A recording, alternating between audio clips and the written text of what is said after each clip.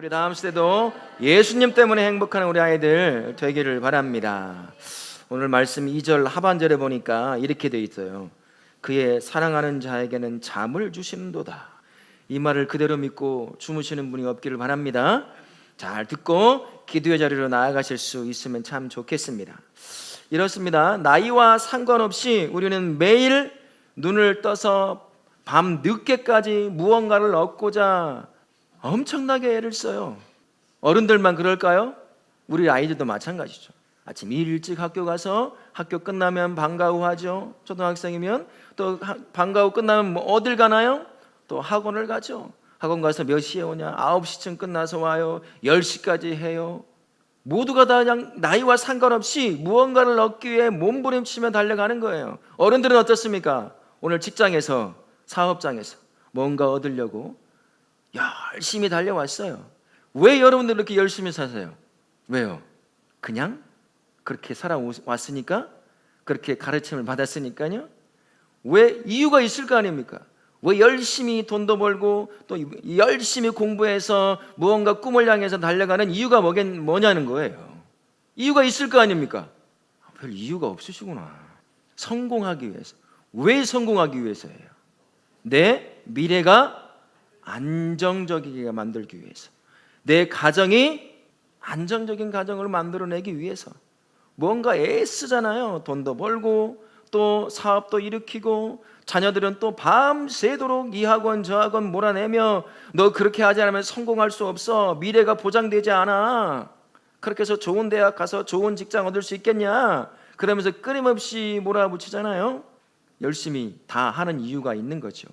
미래를 보장받고 싶은 거예요. 어린아이들에게는. 다음 세대에게는 그것을 우리는 간접적으로 경험을 했어요. 어른들은. 그러니까 나름의 계획을 짜서 아이들에게 얘기해 주는 거겠죠. 그리고 때로는 강제적으로 밀어넣기도 하기도 합니다만, 우리도 어른들도 마찬가지로 다 나의 가정을 안정적으로 만들고 미래를 안정적으로 보장받기 위해서 이렇게 노력하더라라는 겁니다.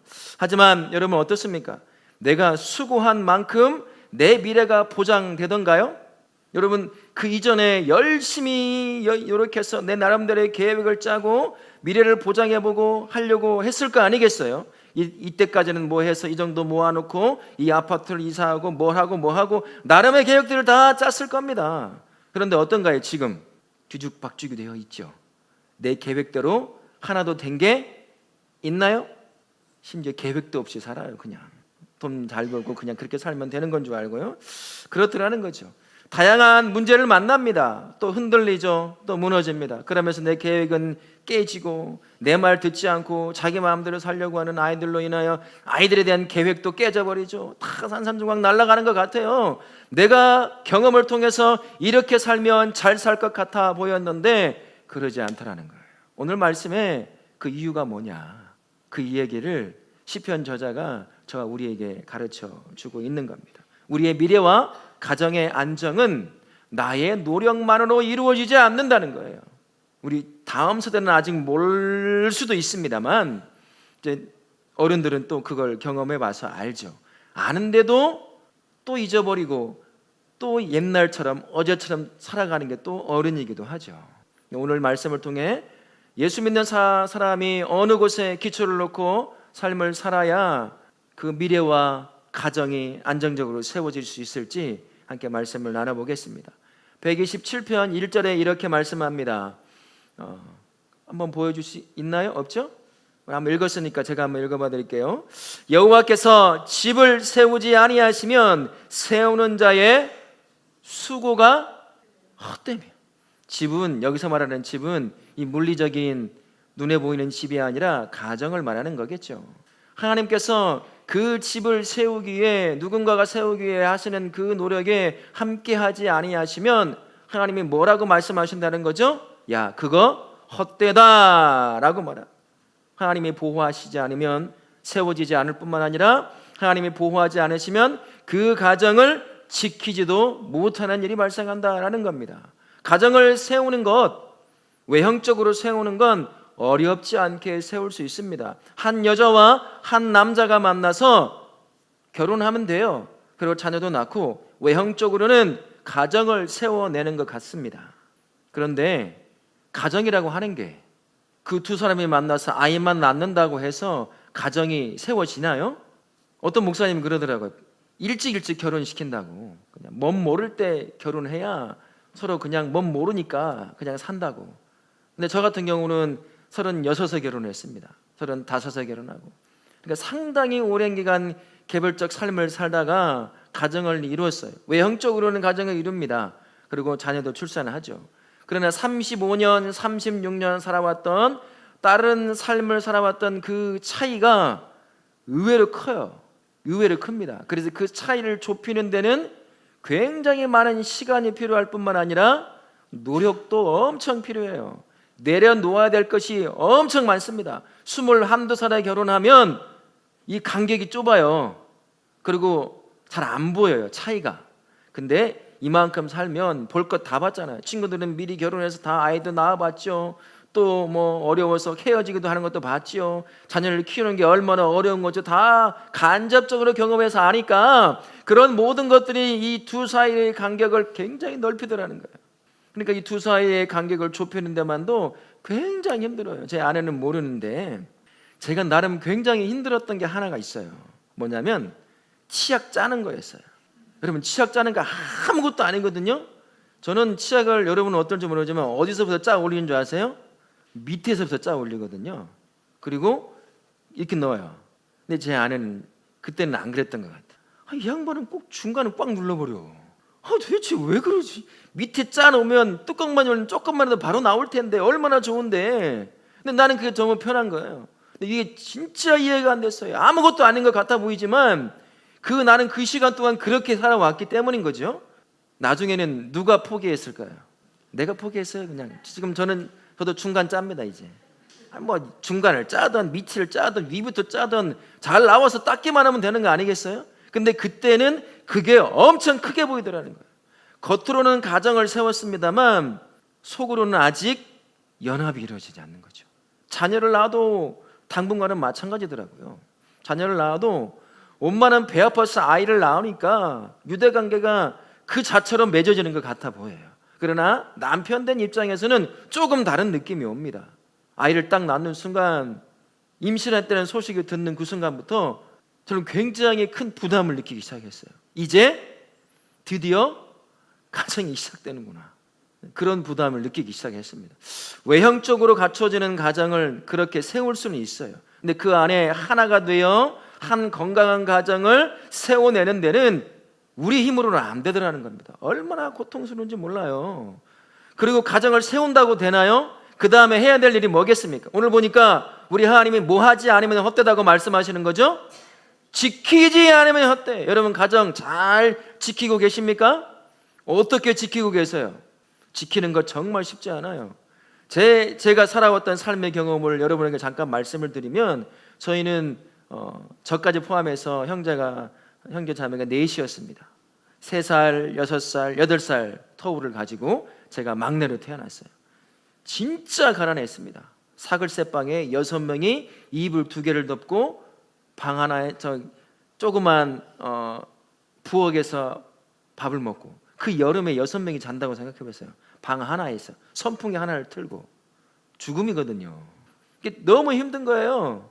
사람들이 그나저나 아빠가 책임감을 가지고 가정을 세워나가는 거면 참 좋겠는데 술 좋아하죠. 가난에 대해서 별 책임이 없는 그런 삶을 살아요. 그러니 어떻게 하겠습니까? 엄마가 이제 그걸 짊어지는 거죠. 사람들이 그랬대요. 저는 몰랐는데, 야, 다 포기하고 다른 사람 만나서 행복하게 살면 좋겠다고, 네가. 그런 말을 하더라는 거예요. 근데 포기를 안 한 거죠, 우리 엄마가. 그때는 예수님을 몰랐지만 우리 엄마를 통해서 저희 가정이 지금까지 유지가 되는 그 시작을 알리게 된 거죠. 그렇게 세워지는데 그 가정을 지켜내는 게 정말 힘들어요. 저는 막내였기 때문에 산업전선에 안 나갔어요. 저희 큰 누님은 초등학교 6학년을 끝내고 바로 산업전선에 나가야 했습니다. 저희 둘째 누님은 중학교를 졸업하고 산업전선에 나가야 했고요. 저희 막내 누님은 고등학교를 졸업하고 산업전선에 나가야 했습니다. 저는 나가려고 하니까 4명, 5명이 조금씩이라도 버니까 어떻게 돼요? 조금 되는 거예요. 사글세에서 제가 처음 예수님 만났던 교회에 한 50m 떨어진 그곳에 전세를 얻어 살기 시작했어요. 이런 과정들을 겪으면서 보니까 가정을 지켜낸다는 게 내 힘으로는 안 되더라고요. 우리 힘으로만 되지 않는다는 걸 저는 예수님을 만나기 전부터 그걸 겪었어요. 감사하게도 고등학교 때 예수님을 만나고 지금까지 이렇게 살아오긴 하죠.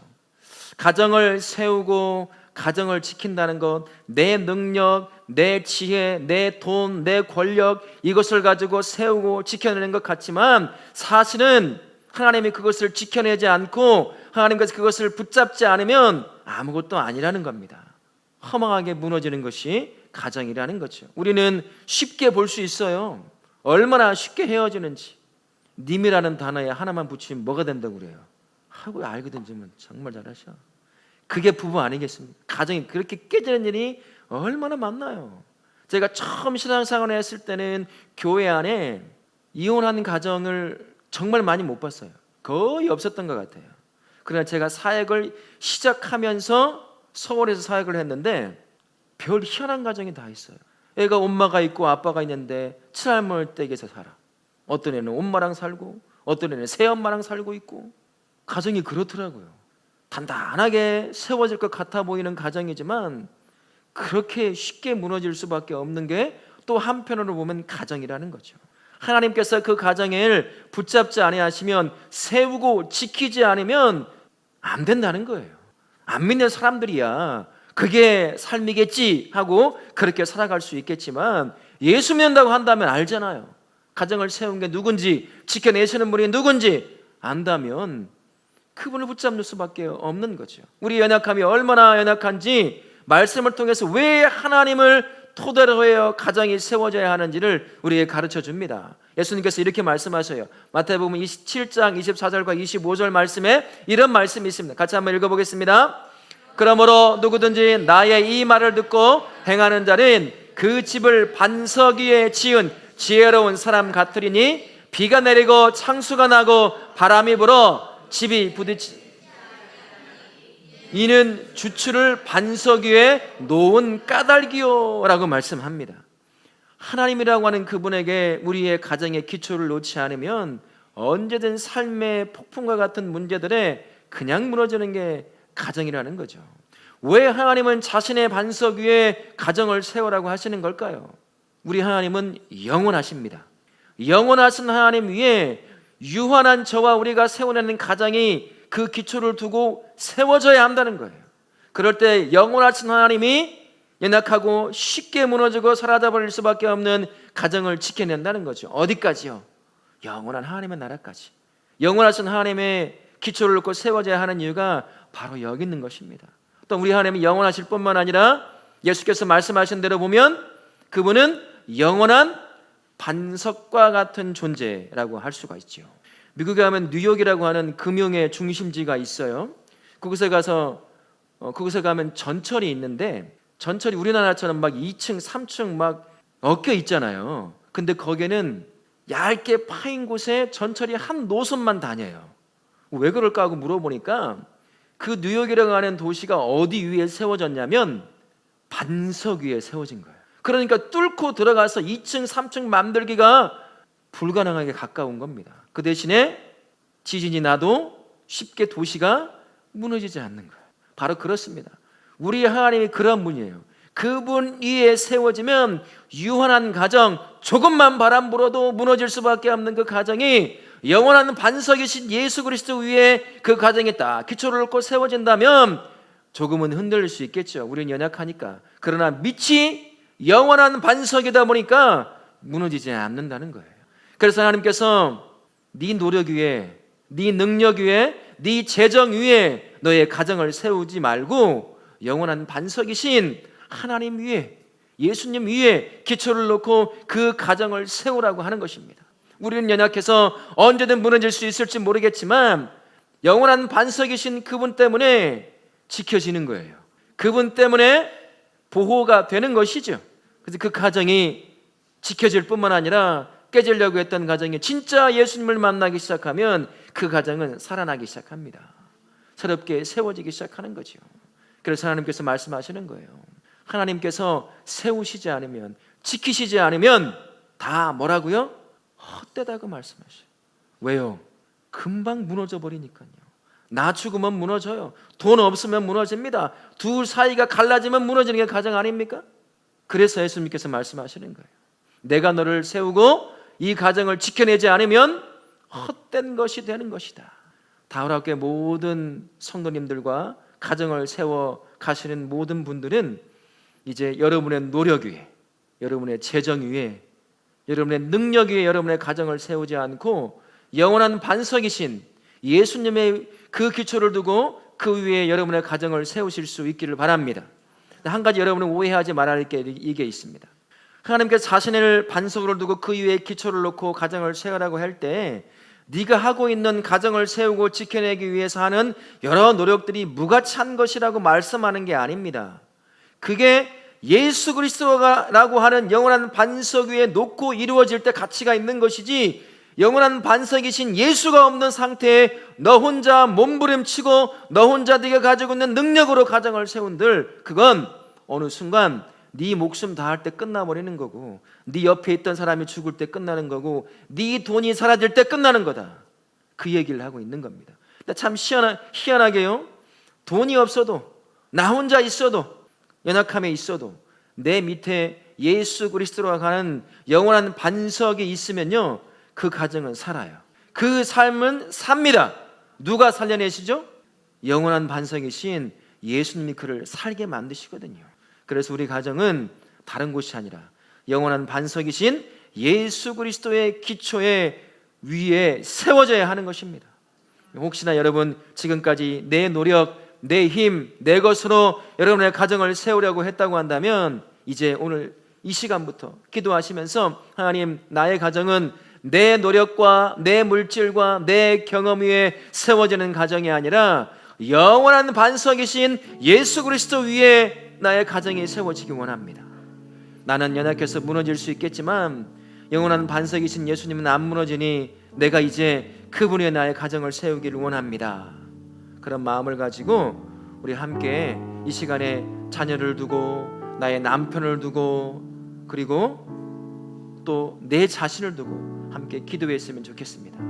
여호수아서 24장 15절 말씀에 이런 말씀이 있어요. 같이 한번 읽어볼까요?